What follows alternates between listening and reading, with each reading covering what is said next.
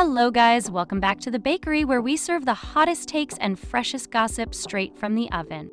Today, we're diving deep into the most unforgettable moments from the 2025 awards season. From the Golden Globes, Grammys, Critics' Choice Awards, BAFTAs, SAG Awards, and the Oscars, we've got all the highlights, speeches, and surprises you need to know. Trust me, you won't want to miss a second of this. But before we begin, don't forget to like and subscribe so you won't miss what we are baking with your fave celebs' latest info. Now, grab your favorite snack and let's get into it. Alright, let's talk about how the Golden Globes held on January 5th, 2025 kicked things off this year. This was a night full of shockers, feels, and let's be honest, some straight-up awkward moments. But hey, it wouldn't be award season without a little drama, right? Demi Moore snagged the award for Best Actress in a Motion Picture, Musical, or Comedy for her role in The Substance, and her acceptance speech had the entire room in tears. She shared, 30 years ago, I had a producer tell me that I was a popcorn actress, that I could do movies that were successful, that made a lot of money, but that I couldn't be acknowledged, and I bought in, and I believed that. That corroded me over time to the point where I thought, a few years ago, that maybe this was it. Maybe I was complete, maybe I had already done what I was supposed to do. She continued, and as I was at kind of a low point, and then I had this magical, bold, courageous, out-of-the-box, absolutely bonkers script come across my desk called The Substance, and the universe told me that you're not done. Honestly, it was truly emotional. Everyone in the audience and at home, including me, was like, Demi, you deserve all of it. Host Nikki Glaser brought the laughs, especially with her popular parody from Wicked. She was rocking a pink sequin gown and a mitre, singing a bit of a joke that, let's be real, only she thought would land, but it totally worked. As she cut off the performance with a staged phone call from her people backstage, saying, "Wait, this sucks? This whole thing sucks? I'm embarrassing myself in front of Elton John?" She just owned that moment and had us all laughing. Okay, things got a little cringe when Sofia Vergara, nominated for her amazing work in Griselda, reacted to Jodie Foster's win for Best Actress in a Limited Series for True Detective, Night Country. Sofia screamed, "No, not again, give me one." It was awkward, real, and raw, definitely a surprise moment that caught everyone off guard, but managed to make us laugh. Now let's talk about the fashion, people. Selena Gomez was basically a real-life Cinderella in that Prada gown. Like, who wouldn't turn heads? The actress, who was nominated for Emilia Perez in Only Murders in the Building, accessorized her gorgeous dress with jewelry from the famous Tiffany & Co. and was accompanied by her successful fiancé, Benny Blanco, who sported a white suit.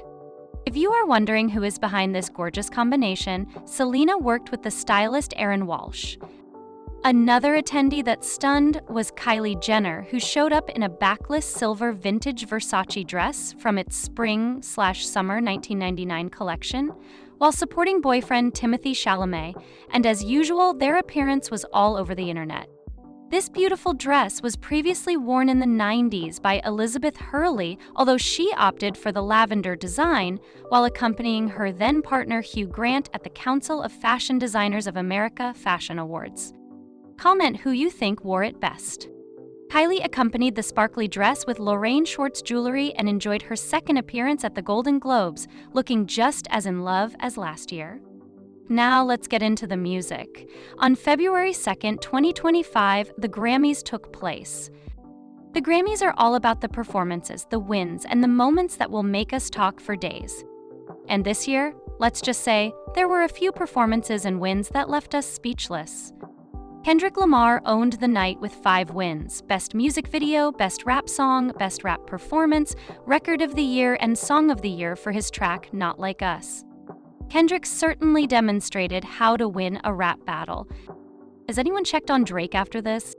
But don't forget about Beyoncé. She won Album of the Year for Cowboy Carter, making history as the first Black woman to win the honor. She also won the Grammy for Best Country Album.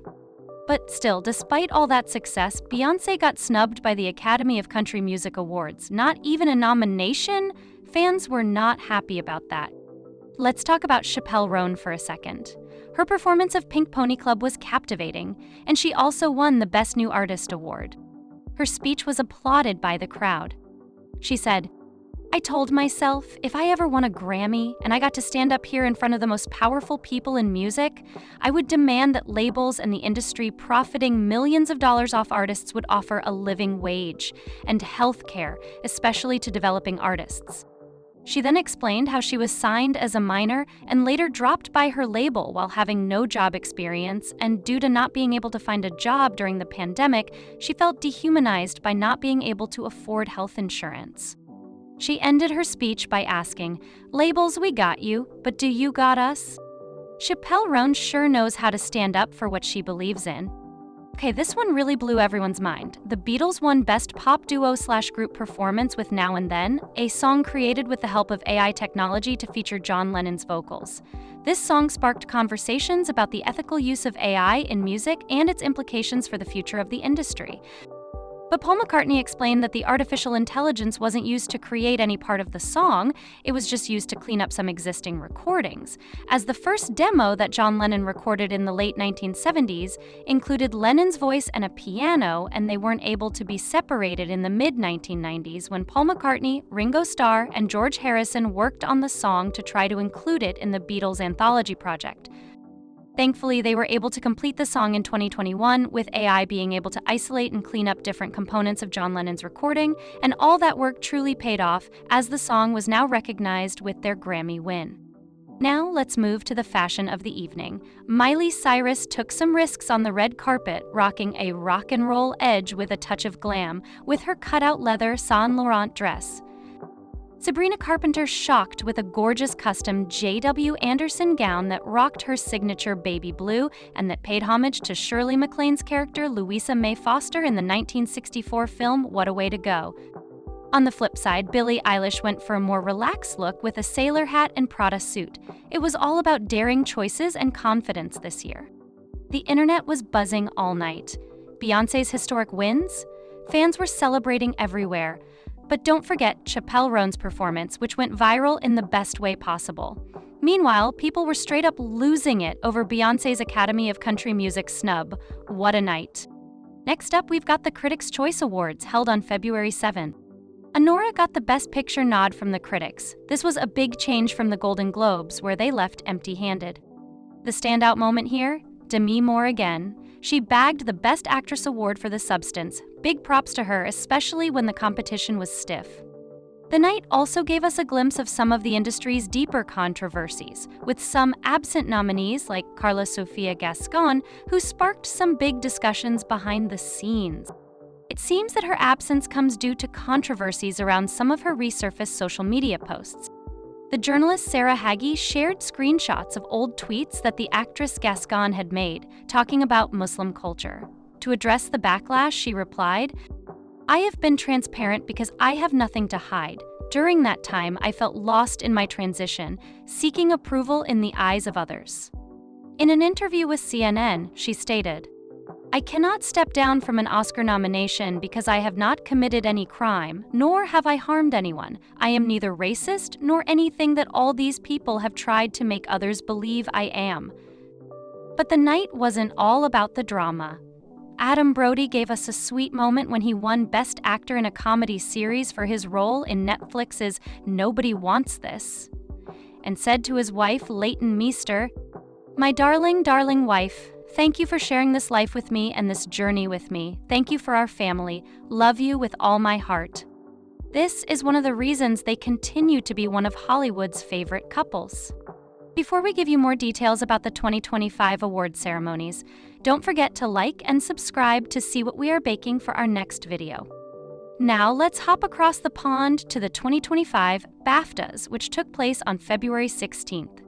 This event wasn't just about the glamour, it was a celebration of global talent. Let's take a look at some key moments. Mikey Madison's performance in Anora won her the Leading Actress Award, making her the first to bag that honor while also being nominated for Rising Star. Adrian Brody took home Leading Actor for The Brutalist. Host David Tennant brought his A-game with some savage humor. His performance of 500 Miles by The Proclaimers set a fun, lighthearted tone for the night. Zoe Saldana's win for Best Supporting Actress for Emilia Perez was historic, her first BAFTA.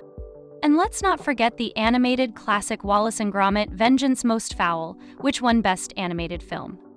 The SAG Awards, held on February 23, always feel like a big family reunion, and this year it did not disappoint as it was a night filled with genuine moments. One of the most emotional moments, Jane Fonda accepting the Life Achievement Award. She delivered a powerful speech emphasizing the importance of empathy and community. She said, "Make no mistake, empathy is not weak or woke." By the way, woke just means you give a damn about other people. She reminded us that, at the end of the day, this industry is about human connection. Kieran Culkin's unprepared acceptance speech for his win for Best Supporting Actor in A Real Pain was funny and heartfelt all at once. As he said, "Thank you for this incredibly heavy award. I don't think there's any way anyone can hold this for 45 seconds." Which was a funny shot at Adrian Brody, who likes to take his time with his acceptance speeches, and added, "There was no reason to take that shot. I love you, take your time." He also shared that the award meant a lot and it was a huge honor for him. And then, of course, the grand finale, the 2025 Oscars, held on March 2nd. This was a night of surprises, shocking wins, and emotional speeches that had us all thinking about the future of Hollywood. Anora was the film to beat, taking home Best Picture, Best Director, and Best Actress for Mikey Madison. That's one way to make history, right? But the biggest shocker?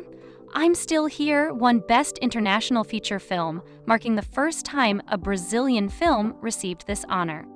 Zoe Saldana's speech after winning Best Supporting Actress for Emilia Perez was one for the books.